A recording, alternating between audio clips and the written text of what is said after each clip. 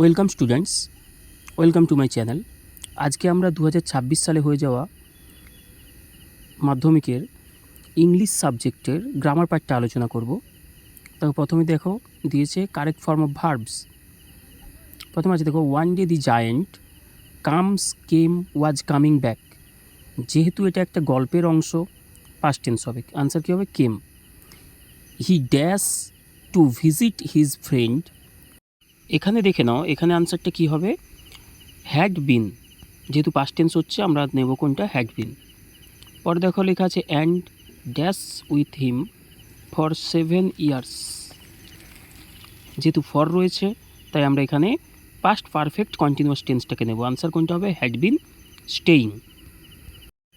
এবার আমরা পরের পার্টে চলে এসেছি, article and preposition. On 4th August dash Indian women's archery team. যেহেতু একটা টিমের নাম, তাই প্রথমে কী হবে? দি হবে। অ্যাচিভড এ হিস্টোরিক ফিট ড্যাশ সিকিউরিং।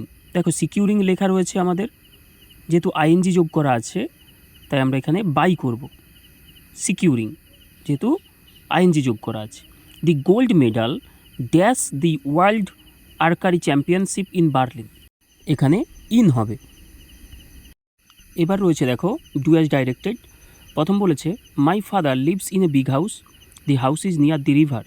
এটাকে সিঙ্গেল সেন্টেন্সে জয়েনিং করতে বলেছে। অর্থাৎ আমরা সিম্পল, কমপ্লেক্স, কম্পাউন্ড যেটা ইচ্ছে করতে পারি। আমরা এখানে দেখো দি হাউস রয়েছে, এই জায়গায় আমরা কি বসিয়ে দেবো? হুইচ বসিয়ে দেবো। তাহলে আমাদের আনসারটা কমপ্লিট হয়ে যাবে। My father lives in a big house which is near the river, এটা হয়ে যাবে answer. Samuel said you are half an hour late. Narration change করলে কী হয়ে যাবে? Samuel said that you were half an hour late. Your পরে যে am is are রয়েছে, এটা হয়ে যাবে কি? ইউ যেহেতু, তাই ওয়ার হয়ে যাবে। বাকি যা আছে হাফ অ্যান আওয়ার লেট, ওটা আমরা লিখে দেবো। At every station sorrowful crowds filled the platform. Sorrowful crowds এটি সাবজেক্ট, দি প্ল্যাটফর্ম এটি হলো অবজেক্ট, এবং ফিল্ড V2 অর্থাৎ past indefinite tense. Voice change করলে কি হয়ে যাবে? At every station the platform was filled by sorrowful crowds.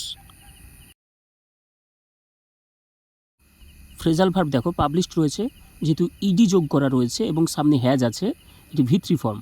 এর আনসার কী হয়ে যাবে? Bring out. অর্থাৎ এটা রূপ পরিবর্তন করলে BROUGHT, ব্রট আউট,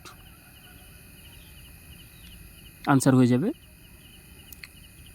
এরপরে চলে যাচ্ছি, দেখো নিচে রয়েছে wear. I will wear. Wear মানে পরিধান করা, ভার্বের 1 নম্বর রূপ হয়ে যাবে কোনটা? Put on.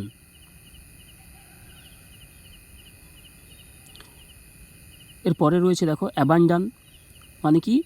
পরিত্যাগ করা, ব্যাড হ্যাবিটস, অর্থাৎ হয়ে যাবে কি? Give up. Subscribe Easy English for more videos.